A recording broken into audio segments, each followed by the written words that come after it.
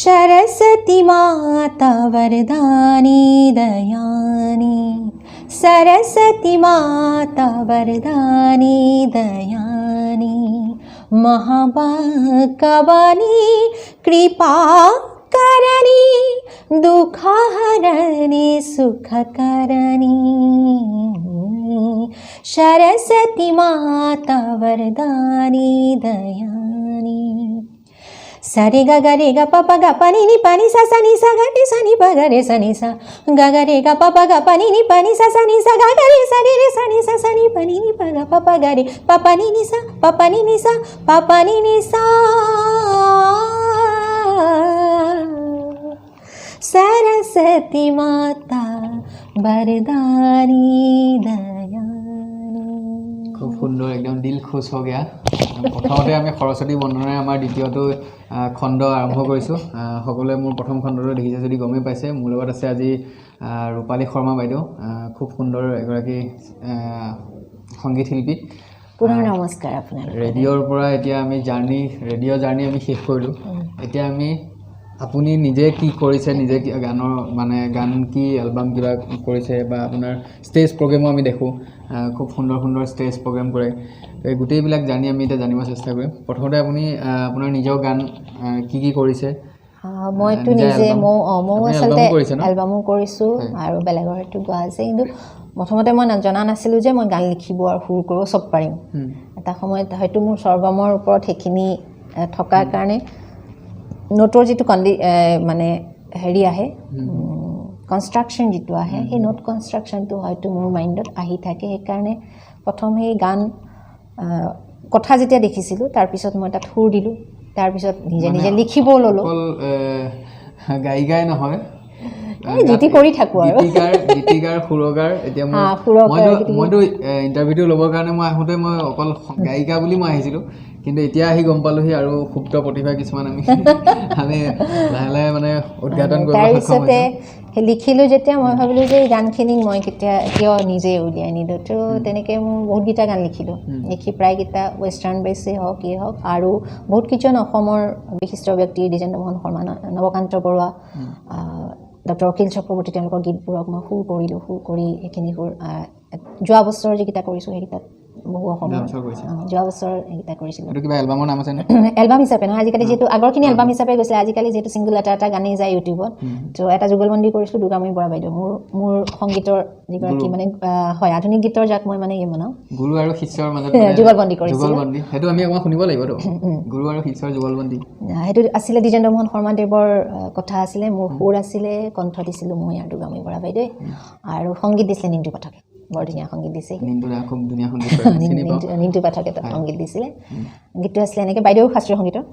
আৰু নিন্তুদাৰ ইণ্টাৰভিউ আহিব মই এইখিনিতে কৈ থওঁ নিন্তুদাকো মই চেনেললৈ আনিম তেওঁ খুব সুন্দৰ সংগীত কৰে আৰু মোৰ চেনেলত তেওঁক ইনভাইট কৰিম সময় সুবিধা পালে আজি মই বাৰ ইণ্টাৰভিউটোৰ জৰিয়তে মই কৈ থৈছোঁ তাৰপিছত তাত গানটো আছিলে এনেকুৱা প্ৰথম আমি একে মোৰ সদায় গানত ক'ৰবাত নহয় ক'ৰবাত অকণমান স্বৰগম থাকে চাৰে চা ধা ধা পা ৰে গা ৰে সা সা নি সানি ধানি ধা পা মা পা মা গা গা মা গা রে গা মা পা রাতি জোর জোর কোনে বাহি বাই মোর মনৰ হৰিণীয়ে নাচে চাপিয়া হা মোৰ স্বপ্ন তৰা হৃদয় উচুপি আছে ৰাতি জোৰ জোৰ কোনে বাহিবা খুব সুন্দৰ এইটো অকণমান আৰু মুখৰা গাইছোঁ বহুত বেছি ভাল লাগিছে আৰু মানে যুগলবন্দী যিহেতু গুৰু শিষ্যৰ মাজত আমি অকণমান শুনিলে বহুত মিছ কৰা হয় গানটো আমি আপোনাৰ নিজৰ ইউটিউব চেনেলত আছে আৰু ইউটিউব চেনেলটোৰ নামটো অকণমান যদি কৈ দিয়ে ৰূপালী শৰ্মা চাৰ্চ কৰিলে মোৰ চেনেলটো পাব মই ডেছক্ৰিপশ্যনত দি দিম লিংকটো তাৰপিছত কৰিছিলোঁ নৱকান্ত বৰুৱাৰ গীত এটা কৰিছিলোঁ য'ত অসমৰ 90 দশকৰ এজন বিশিষ্ট সংগীতজ্ঞ কুশল কৃষ্ণ দেৱগোস্বামী তেওঁৰ লগত কৰিছিলোঁ নৱকান্ত বৰুৱাৰ গীত সেইটোত সুৰ মই আৰু বিশিষ্ট সংগীতকাৰ ভদ্ৰকান্ত দাস দুজনে মিলি সুৰ কৰিছিল তাৰ উপৰি মই সংস্কৃতৰ যিখিনি কাম কৰি থাকোঁ তেনেকুৱা এটা খুব উন্নত মানদণ্ডৰ সংগীত হৈছিলে সেয়া কৰিছিলে গৌতম হাজৰিকা বুলি তেওঁ তেতিয়া পপুলাৰ আছিলে এতিয়া তেওঁৰ নাম নিলোৎপল হাজৰিকা বুলি মেইনলি তেওঁ জনাজাত এতিয়া আগতে গৌতম হিচাপে পপুলাৰ আছিলে তেওঁ খুব এটা সুন্দৰ সংগীত দিছে সেইটো সংস্কৃতৰ কিছু আমি তেনেকৈ কাম কৰি থৈছোঁ সংস্কৃতৰ আমি সৰস্বতী বন্দনা শুনিলোঁ যিহেতু, আৰু আপোনাৰ গানবিলাক যিবিলাক ইউটিউব চেনেলত আছে তাত মানে দেখিছে আপুনি নিজে অভিনয় কৰে, খুব সুন্দৰ অভিনয় কৰে। আমাৰ শ্বৰ্ট ফিল্মো কৰিলোঁ, গতিকে শ্বৰ্ট ফিল্মত অভিনয় কৰিছে ন? গতিকে আৰু এটা আমি প্ৰতিভা আপোনালোকৰ আগত দাঙি থৈছোঁ, বা এগৰাকী মানে অভিনেত্ৰীও হয়। এই চব টুকুৰা টুকুৰকৈ জইন কৰি। আচলতে কি হয়, গান এটা যেতিয়া গোৱা যায়, সেয়া ৰোমান্টিক হওক, সেয়া ট্ৰেজিক হওক, যি গোৱা যায়, সেই গানটো আমাৰ ভিতৰৰ পৰা যেতিয়ালৈকে নোলায়, অন্তৰৰ পৰা সেই বস্তুটোক ফিল হ'ব লাগিব। সেইকাৰণে হয়তো আজিকালি মেক্সিমাম গায়ক গায়িকাই অভিনেতা অভিনেত্ৰী হৈ গৈছে, কাৰণ আমাৰ ফিলিংছটো আমাৰ থাকে কিবা এটা কামত, আৰু সংগীতৰ ক্ষেত্ৰত নিজে নিজক প্ৰমোট কৰাটো আজিকালি জৰুৰী হৈ পৰিলে। আৰু আপুনি ষ্টেজতো বিভিন্ন ষ্টেজতো গান গায়? হয়, ষ্টেজত মানে অনুভৱ কেনেকুৱা? ষ্টেজততো এটা সময়ত আচলতে বহুতেই কৰিছিলোঁ, কি কয় ছোৱালী কালত। এতিয়া মানে ষ্টেজৰ অনুভৱ ভাল বেয়া দুটাই আছে। আপুনিতো ৰেকৰ্ডিঙত গানটো বেলেগে শুনি কি ফিল পাইছে এইটো গম নাপায়, ষ্টেজত ডাইৰেক্ট গম পোৱা যায়, তেওঁলোকৰ হেৰিটো বুজা যায়, আৰু তেতিয়া ভাল লাগে। তাত আপুনি কেনেকুৱা ধৰণৰ গীত গায় বেছিভাগ? মইতো সাধাৰণ ষ্টাৰ্টিং মোৰ সদায় মেলোডিয়াছ হয়, সদায় পাৰ্বতী প্ৰসাদ, জ্যোতি প্ৰসাদ, তেওঁলোকৰ গীতেৰে। যদি বিহু ফাংচনত যদি আপুনি যায় তেতিয়াও তাতো মই কৰোঁ। মই ভাবোঁ যে আমি অসমীয়া, সেইটো আমাৰ থাকিব লাগে। আমাৰ যিসকলে আমাৰ গুৰিটো মজবুত কৰিছে তেওঁলোকক আমি সদায় স্মৰণ কৰিব লাগে। সেইকাৰণে মই তেওঁলোকৰ গীতবোৰক লৈ, আৰু এনেকুৱা নহয় আজি পাৰ্বতী প্ৰসাদৰ গৰখীয়া হেৰ' গানটো যদি কৰা হয়, গৰখীয়া হেৰ' গৰখীয়া, সেই গানটো যদি গোৱা হয়, তো ষ্টেজত কোন মানুহে নানাচি পাৰিবহে মোৰ মতে, হয়নে? তেনেকুৱা গীতবোৰ সেই থলুৱা বিহু যিহেতু আছে আমাৰ অসমীয়া কৃষ্টি সংস্কৃতি জীয়াই ৰাখিবৰ কাৰণে আমাৰ বহুত পুৰণা পুৰণা বিহু আছে, সেইবিলাকো মই এটা গীতক বাণীবদ্ধ কৰিছিলোঁ, সেয়া ৰুদ্ৰ বৰুৱাৰ। বহুতে নাজানে যে ৰুদ্ৰ বৰুৱাদেৱেও কেতিয়াবা বিহু গীত লিখিছিলে, সেয়া বহুতে নাজানে। ৰুদ্ৰ বৰুৱাদেৱৰ মই বিহু এটা কৰিছিলোঁ, তাক নিজৰ কিছুৱে লৈ পেলাই। বিহু শুনিবৰ কাৰণে কথাটো উলিয়াইছোঁ, বিহুৰ সময় যিহেতু। জীয়াই থাকে মানে অসমৰ বিহুটি, এই বৈ থাকে মানে আহিবি যাবি মোৰ মৰমৰ বিহুটি, সাদৰৰ সফুৰালো। এই গুৰি পথাৰতে ৰৈ, আহঁতৰ তলতে ৰৈ, পিলিঙা দমুৱাই কিৰিলি পাৰিছে গাঁতত নোহোৱা হৈ, ঐ গাঁতত নোহোৱা হৈ। গুৰি পথাৰতে ৰৈ, আহঁতৰ তলতে ৰৈ, এই পিলিঙা দমুৱাই কিৰিলি পাৰিছে গাঁতত নোহোৱা হৈ, ঐ গাঁতত নোহোৱা হৈ। এনেকুৱা বুলি শুনিছানে? এই সুৰবোৰ তাহানি দিনে আমাৰ আইতাহঁতে বা আমাৰ তেনেকুৱা বয়োজ্যেষ্ঠ ব্যক্তিসকলে এনেকুৱা ধৰণৰ কথাখিনি এনেকুৱা নহয়, কথাখিনি বেলেগ আছিলে, কিন্তু এনেকুৱা সুৰটো মানে অলপ তেনেকুৱা, কিন্তু আজিকালি সেইটো শুনিবলৈ একেবাৰে পোৱা নাযায়। আজিকালিতো তোমাৰ এতিয়া শুনি আমনি লাগিলে নি? তুমিতো নতুন জেনেৰেশ্যনত পৰা। নাই শুনি আমনি লগা, খুবেই ভাল লাগে আচলতে। সেইবিলাক গান আমাৰ পাপন দায়ো নতুনকৈ কৰিছে। পাপন দাই যিটো বিহু কৰিছিলে, মই সেইটো 90 চনতে গোৱা। হয় নেকি? আপুনি সেইটো অকণমান যদি গাই দিয়ে, আপুনি যেতিয়া ষ্টেজত 90 চনত আপুনি গাইছিলে সেই বিহু, পাপন দাই গোৱা বিহু, তেতিয়া আপুনি অলপ চাগে বেলেগ ধৰণে গাইছিলে চাগে? নাই, এইটো সুৰ ট্ৰেডিশ্যনেল, এইটো ট্ৰেডিশ্যনেল আছিলে, গতিকে এবাৰ গাই দিয়কচোন। আপোনাৰ কণ্ঠত, আমি পাপন দাৰ কণ্ঠত শুনি আছোঁ আজি, ৰূপালী বাইদেউৰ কণ্ঠত শুনি, কাৰণ তেখেত মেলোডি ছিংগাৰ হয়, গতিকে অকণমান এক্সট্ৰা নোট লাগি যায় আমাৰ। বিহু শুনিবলৈ বহুত বেছি এক্সাইটেড, সেইকাৰণে মই বিহুৰ কথা উলিয়ালোঁ। এনেকুৱা টুকুৰা টুকুৰকৈ বহুত বিহু আছিলে, তাৰে ভিতৰত এটা বিহু তেওঁৰ বহুত পপুলাৰ হৈছিলে, কৰি পেলাই কেঁকুলি থুনু পাকত নাই ধন নাচনি নাচিবৰ মন, এই হয় বল হয় বকলল হয় বহব চপাই নাহাৰৰ কলিও পায় ৰৈ বৈ যায় এচিনো তাহ যায় ৰিচিপৌ চিপৌ সেই খাওঁ যদি খা নেখাওঁ যদি যা কি কৰোঁ বুলি মৰে চা। আচলতে বাপেকে নকয়, এইটোত ভালকৈ আছে বুলি মৰে চা। আৰু তেতিয়া মই তাতে ফকত মোৰ এটা খুব ধুনীয়া ঝুমুৰ আছিলে। ঝুমুৰটো আমাৰ